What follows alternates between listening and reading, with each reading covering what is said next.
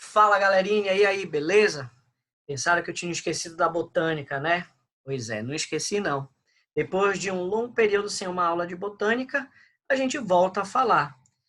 A nossa última aula foi sobre a anatomia e a fisiologia da raiz. Foi uma aula bem rápida no qual a gente finalizou o conteúdo do primeiro bimestre.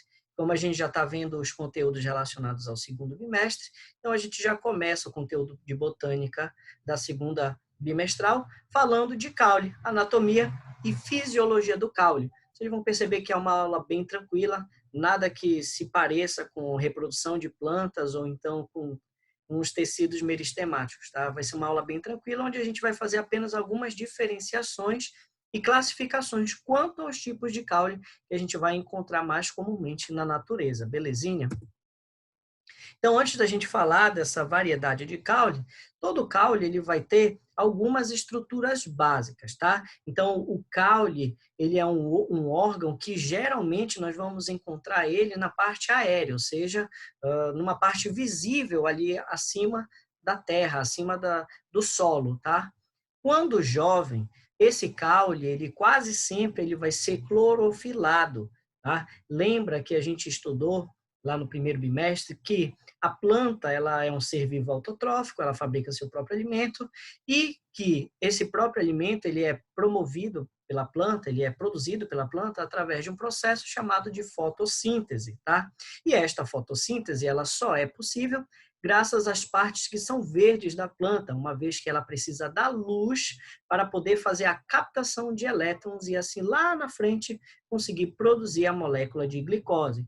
Inclusive, eu já peço a vocês que, caso haja interesse em estudar um pouco mais detalhadamente a fotossíntese, tem um link aí no nosso canal, onde você tem acesso à aula do primeiro ano de fotossíntese. Então, quem quiser já ter um conhecimento a mais dentro da nossa matéria de botânica, dá uma olhada lá como funciona toda a parte química da fotossíntese. Beleza? Voltando aqui então para a estrutura, para a morfologia caulinar, a gente vai ter aqui, então eu tenho aqui um broto, né, um caule bem jovem, onde eu tenho as chamadas gemas laterais. Então, aqui o caule ele vai seguir crescendo no sentido longitudinal, né, crescendo para cima, tá? Graças a uma estrutura chamada de gema apical, que por acaso já estudamos, é um tipo de meristema primário, não é isso, da planta, que vai promover sempre crescimento vertical. Além da gema apical, que vai promover esse tipo de crescimento através da multiplicação celular, eu também vou ter as gemas laterais. As gemas laterais são as precursoras de ramos laterais, ou seja, este caule, pelo menos na maioria das plantas, ele tende a ser um caule que é ramificado, ou seja, ele vai ter gemas laterais surgindo deles, que a gente chama popularmente de galhos. Pois é, esses galhos eles vão surgir a partir dessas gemas laterais. E também teremos os chamados primórdios foliares, que nada mais são do que protuberâncias laterais que originam, cadê aqui o mouse? As folhas, está aqui, ó, os primórdios foliares. Cada primórdio foliar desse vai indicar, então, o nascimento de uma folha. A gente percebe, então, que conforme o caule ele vai se alongando e vai crescendo, começam a aparecer na sua estrutura os chamados nós. O nós é a região de inserção do primórdio foliar no eixo caulinar. Então, está aqui o primórdio foliar, e aí, como o caule ele vai crescendo verticalmente, vai ficando como se fossem cicatrizes de onde apareceram esses primórdios foliares, o qual chamamos de nó. Beleza? Agora que a gente tem uma noção dessa morfologia geralzona do caule, a gente pode ir para o seguinte passo, que seria justamente a classificação dos caules, ou classificações caulinares. Eles vão ser classificados, então, quanto ao ambiente em que são encontrados, os tipos morfológicos de caules, que vão ser classificados em aéreos, subterrâneos e aquáticos. E aí lembra que esse mesmo sistema de classificação, ele é muito semelhante àquele que nós vimos nas raízes, tá? Aí então, vamos lá. O primeiro tipo vão ser os caules aéreos, tá? Os caules aéreos são aqueles que se encontram sempre acima do solo, é aquele que nós conseguimos enxergar com facilidade.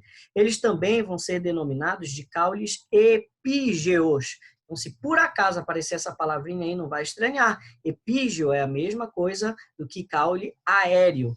E esse caule aéreo, por sua vez, ele pode ser subdividido em ereto, rastejante ou ainda pode ser do tipo trepador, tá bom? E aí, primeiro, a gente vai ter os tipos troncos.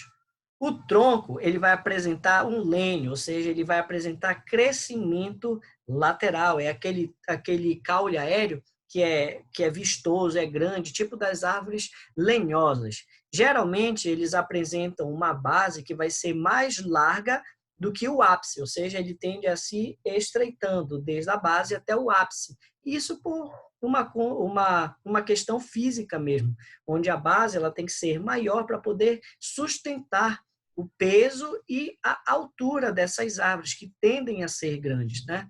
São árvores que têm muitas ramificações, como, por exemplo, arbustos e até mesmo árvores de grande porte. E a gente vai perceber os troncos que são típicos, esse tipo de caule é tipo das dicotiledôneas e muitas gimnospermas. Belezinha?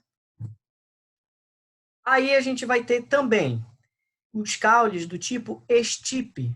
A estipe ela vai ser um caule cilíndrico, tá? A gente pode ver na imagem que é um caule cilíndrico, porém ele não é ramificado, e aí, como característica, a gente percebe lá na sua ponta uma coroa de folhas, né, lá no seu ápice. Ele vai ser típico de palmeiras, como por exemplo a carnaúba, que é a árvore que aparece nessa imagem aqui. E também é um caule típico das monocotiledôneas. Beleza? Além do estipe, a gente também tem os tipos colmos. O colmo ele já vai ser um caule cilíndrico também, é típico de muitas monocotiledôneas, onde você consegue uma nítida divisão entre os nós e entre nós. E aí a gente tem aqui esse exemplo, olha, isso aqui é um bambuzal. E aí a gente percebe muito aparentemente o aparecimento aí desses nós, né? Nesses caules, os entrenós são separados por discos transversais e as folhas não estão restritas ao ápice, elas podem aparecer ao longo desse caule. Alguns colmos possuem um tecido interno, a medula, rico em líquidos açucarados, como o caso do bambu e da cana-de-açúcar. O último tipo desse caule aéreo, né? Esse caule aéreo seria os tipos hastes, tá? É um caule que é bem pouco desenvolvido, na verdade ele é bem delicado e tem uma certa flexibilidade, tá? Mas a sua principal característica é que ele é não lenhoso, ou seja, ele não é lignificado, ele não é suberoso, ele não tem aquela estrutura rígida dos caules, por exemplo, que nós vimos anteriormente. Tá? Então, eles geralmente, como eles são finos, delicados, flexíveis e a planta não é de grande porte, geralmente eles também vão acabar sendo clorificados, ou seja, eles também têm a capacidade de realizar fotossíntese. Então, portanto, muitos deles são verdes. Tá? Alguns exemplos de plantas que têm hastes são ervas de pequeno porte, pequenos arbustos, a soja, a couve, o feijoeiro, são todos exemplos de plantas que têm seus caules do tipo haste, beleza? Por outro lado, a gente tem, apesar de ter os caules aéreos, eu também vou ter na natureza caules do tipo rastejante. E aí os caules rastejantes, eles já vão possuir um caule que é paralelo ao solo, e é o caule das plantas conhecidas como rasteiras. Então, são plantas onde elas crescem sempre rentes ao solo. Tá? Como vai ser a subdivisão desses caules rastejantes? Tá? O exemplo que a gente tem é o estolão ou estolho, tá? Estolão ou estolho, que é o caule rastejante, onde as suas gemas se desenvolvem em intervalos regulares. Então, a gente percebe aqui o caule, né? E as gemas estão em intervalos regulares, quase sempre equidistantes uma da outra, tá?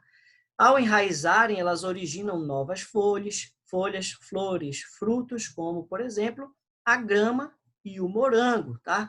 Elas podem ser volúveis, como por exemplo no caso das trepadeiras, que acabam se entrelaçando em outras plantas, tá bom? E aí aqui na imagem a gente tem esses dois exemplos, imagens essas que vocês também vão encontrar no livro de vocês, Biologia 2, capítulo 1, beleza? E aí, como a gente falou anteriormente, temos então os aéreos, temos os rastejantes e temos caules que podem ser do tipo trepadores também. E aí vai te ligando, porque é muito fácil a gente confundir, por exemplo, uma raiz trepadora com um caule trepador, por exemplo, porque a variedade das plantas ela é muito grande. Se a gente não for estudando passo a passo, a gente acaba confundindo mesmo. Esses caules trepadores eles vão crescer sobre os suportes, que podem ser tanto estruturas artificiais quanto até mesmo de outras plantas. Então, na natureza, a gente vai ver esse tipo de caule sendo relacionado com outras plantas, né? E isso vai ocorrer porque eles não são fortes o suficientes para sustentar o peso da planta por si mesmo, né? Então, eles não aguentam o peso das suas próprias copas, então, por isso, eles necessitam se agarrar a outros caules vizinhos para poder aguentar esse peso, tá? E aí esses caules trepadores, eles se subdividem em dois tipos. Eles podem ser sarmentosos ou volúveis. Aí o primeiro tipo, olha, sarmentoso ou escandente, dependendo do livro que você está vendo ou da prova que você está realizando, pode vir esse nome, tá? Sarmentoso, que é o mais comum de todos, é muito comum aparecer o nome sarmentoso, mas ele também pode ser do tipo escandente, tá? Dois nomes para a mesma coisa. São caules que se fixam a um suporte por meio de gavinhas, como, por exemplo, a videira, que é a planta, né, que produz uvas, ou raízes adventícias, como, por exemplo, a era. Os caules sarmentosos ocorrem também no chuchu, na aboboreira e em algumas hipomeias. Aí a gente consegue visualizar aqui esse caule sarmentoso, beleza? Por fim, a gente teria então os caules volúveis, né, que são a subdivisão. Eles podem ser sarmentosos ou volúveis. O volúvel são caules relativamente bem fininhos, tá? E longos, e quando entram em contato com o suporte, enrolam-se crescendo ao redor em um movimento em espiral. Lá no outro exemplo, ele não vai se enrolar completamente. Ele geralmente se agarra em um braço e cresce junto com a outra planta. Beleza. O caule volúvel é aquele que ele cresce acompanhando o crescimento primário das plantas, tá? Ele vai crescer junto com a planta que ele tá parasitando ali. Não é bem um parasitismo, mas que ele está se enrolando nela para crescer. Beleza? Como se fosse uma espiral. E aí, dentro disso, a gente tem uma subdivisão. Esse caule ele pode se dobrar para a direita, aí eu chamo ele de dextroso, que é destroso mesmo, que vem de direita, de destra, ou ele pode se enrolar para a esquerda, aí a gente vai chamar ele de sinistroso. Inclusive, essa palavra sinistro, ela, há muito tempo atrás, ela era utilizada para as pessoas que não eram destras, que eram canhotas, eram chamadas de sinistros. Então, por isso, essa nomenclatura ainda ficou como um resquício dessa cultura aí popular, né? Então, a gente tem dos caules volúveis, aqueles que se dobram como se fosse uma espiral para a direita, destrosos, e aqueles que são para a esquerda, chamados de sinistrosos. Por fim, os caules subterrâneos, né? Ainda vamos falar dos aquáticos, tá? Mas desses aí, subterrâneos. Em muitas espécies, os caules se desenvolvem subterraneamente, tornando-se relativamente espessos, e podem ser de três tipos. Eles podem ser um rizoma, um tubérculo ou ainda um bulbo, tá? Geralmente, os caules subterrâneos, eles vão ser grandes armazenadores de nutrientes, como, por exemplo, o amido, tá? Então, eles vão acabar reservando nutrientes. Então, são ricos lá em tecido de armazenamento, tá? Primeiro exemplo é o rizoma. Os rizomas, eles vão se desenvolver paralelos à superfície da terra. Eles podem emergir folhas aéreas ou ainda ramos aéreos verticais, como as folhas. Então, a gente tem aqui exemplo de rizoma, tá? Aqui está o rizoma. Ele é um caule e ele é paralelo ao solo. Um exemplo de planta com caule e rizoma, por exemplo, é a bananeira.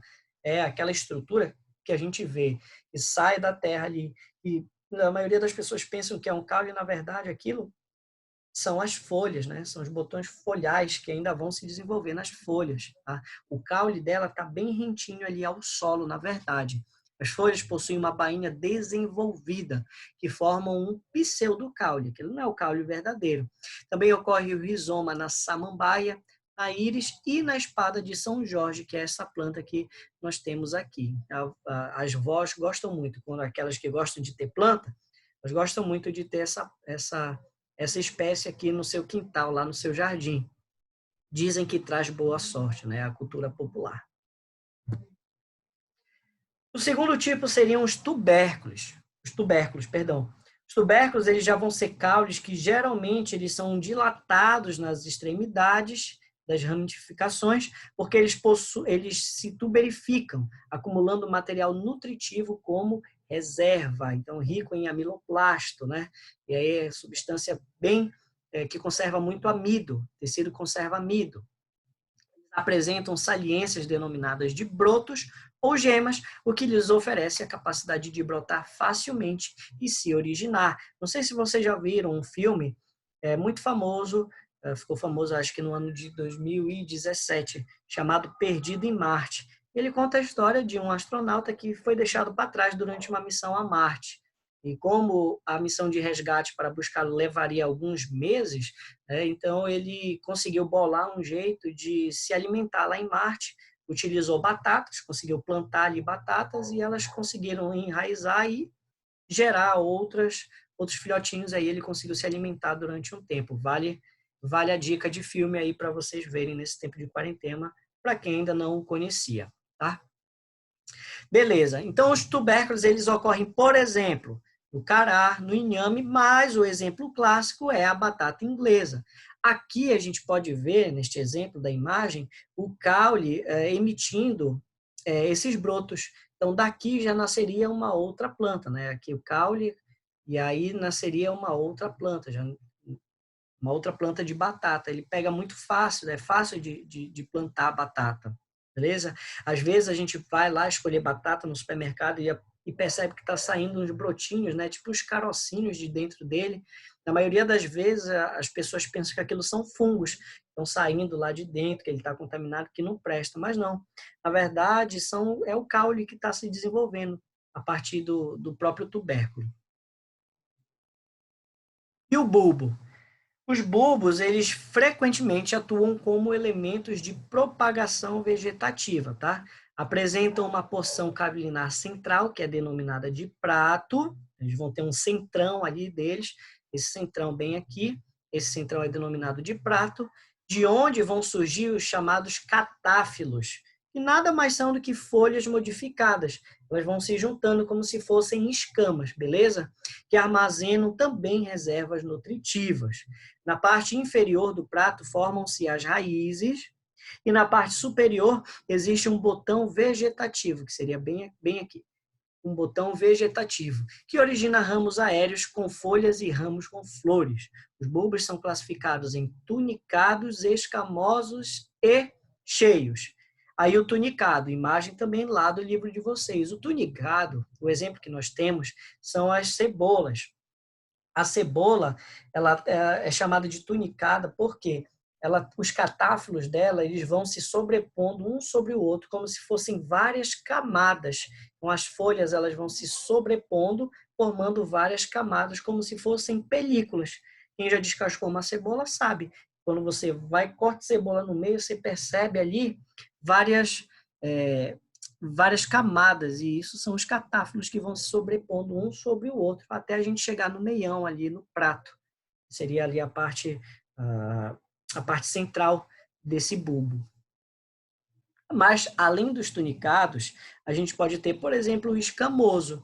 O escamoso ele vai ter uma morfologia muito semelhante, porém os catáfilos eles já vão ser modificados e aí eles não têm uma perfeita, digamos assim, cobertura um sobre o outro, como se fossem escamas, mas aí eles já ficam